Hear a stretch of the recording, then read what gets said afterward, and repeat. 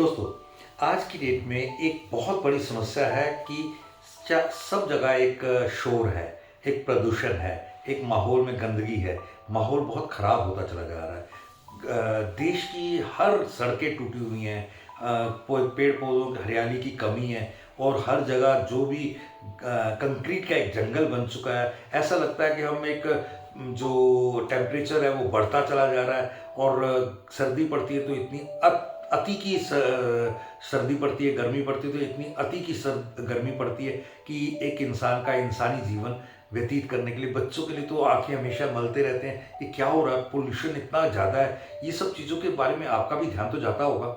डॉक्टरों के पास भीड़ लगी हुई है, चीज़ें हमारे कंट्रोल से बाहर निकलती चली जा रही हैं, कुछ तो करना ही चाहिए। आपको अगर नैतिकता की इस मुहिम में शामिल होना है तो ये वीडियो आप सबके लिए। आप कैसे इन चीज़ों को फेस करते हुए लड़ सकते हैं और इनके लिए एक नया माहौल बना सकते हैं। नमस्कार दोस्तों, मेरा नाम प्रोफेसर कुलविंदर सिंह है और आज हम प्रदूषण एक समस्या और उसके निदान के उपाय इस विषय पर बात करेंगे।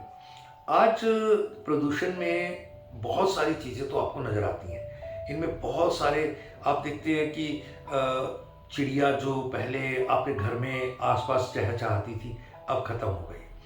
और जो पंछी आज नज़र आते हैं, कबूतर वगैरह, उनसे कैंसर और बहुत बड़ी बड़ी बीमारियां फैलती हैं, उनकी जो वो एक्सक्रीट करते हैं उनसे। तो आप इन सब चीज़ों से बचने के लिए क्या कर सकते हैं? आपके सबसे पहला काम तो जो माहौल में प्रदूषण है ना, कोशिश करें आप जहाँ भी रहते हैं, जिस माहौल में, जिस घर में, वहाँ पर कुछ पेड़ पौधे, चाहे गमलों में, चाहे कहीं पे भी, रेगुलरली उनकी सेवा भी की जाए। ये नहीं कि लगा के छोड़ दिए। हर हफ्ते उनके बारे में थोड़ा सा केयर करें और पानी तो डेली दें। और वो सब चीज़ें इन दिनों में बहुत अच्छे से लग सकती हैं क्योंकि ये मौसम सबसे ज़्यादा सूटेबल है। उससे होगा क्या, बहुत सारे इंडोर प्लांट्स हैं, बहुत सारे आउटडोर प्लांट्स हैं।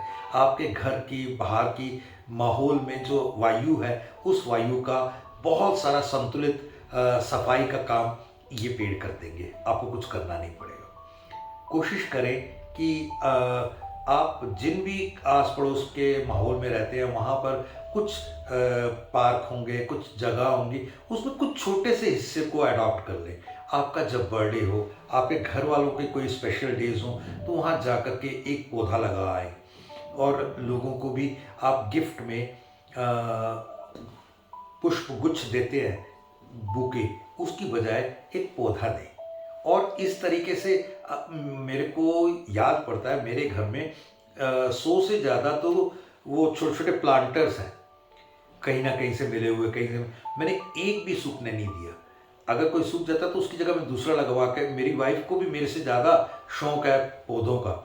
कल परसों हम गुरु नानक देव जी के गुरुपुरब पर गुरुद्वारा साहब गए, तो वहाँ पर ये बहुत अच्छी एक लहर सिख समुदाय ने शुरू की है कि पूरा भर करके लगातार 3-4 ट्रक वो लाते हैं, जिनमें बहुत सारे अलग अलग इंडोर आउटडोर पौधे होते हैं, वो बांटते हैं मुफ्त में। और जब मैंने उनसे पूछा ये सब तुम काम करते हो, इसमें कितना खर्चा आ जाता है, कैसे करते हो? नहीं, कोई दिक्कत नहीं, सबको बता देते हैं कि भाई ऐसे ऐसे गुरुपुरब पर हमने 10 जगह ये अपने पौधे डिस्ट्रीब्यूट करने हैं। तो कम से कम हमने आइडिया होता है कि एक जगह जो गुरुपुरब होगा तो 1 लाख पौधे डिस्ट्रीब्यूट करने हैं। तो कॉस्टिंग के हिसाब से सब कुछ देखते हुए खर्चा एक होता है, वो आपस में हम बांट लेते हैं या लोगों को बोलते हैं, लोग उसको सपोर्ट करते हैं। यार एक छोटी सी 1% 2% आबादी वाली सिख कौम ऐसे काम कर सकती है, तो हम सब क्यों नहीं? हमारे सब में कमी क्या है?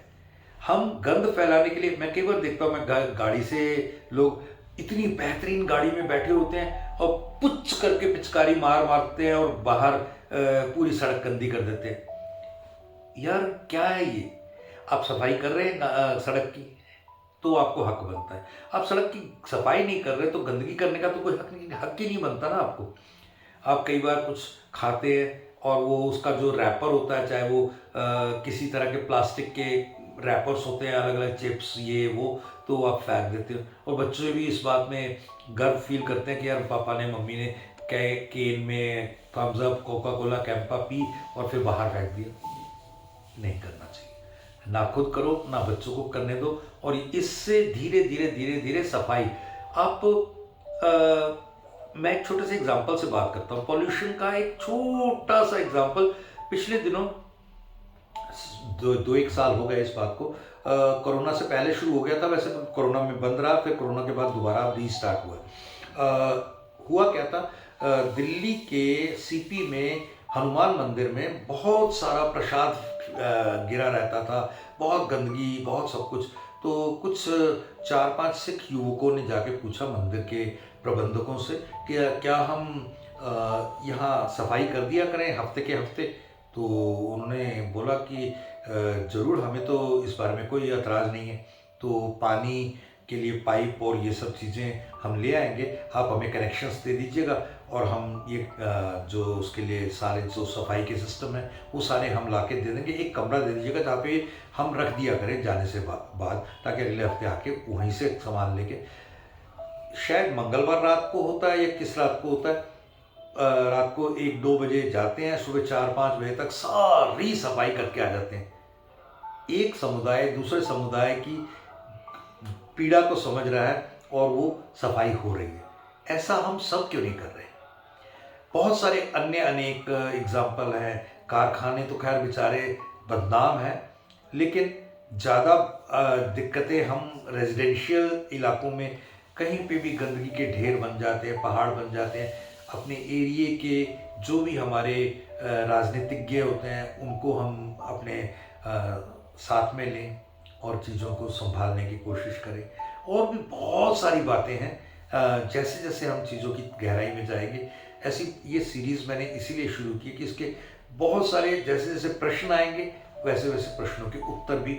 और आप अगर जैसा महसूस करें वो आप एक सजेशन के रूप में हमारे कमेंट बॉक्स में ज़रूर लिखें, ताकि हम और अच्छे से प्रेरित होकर चीज़ों को आगे बढ़ा सकें। Thank you. जय हिंद।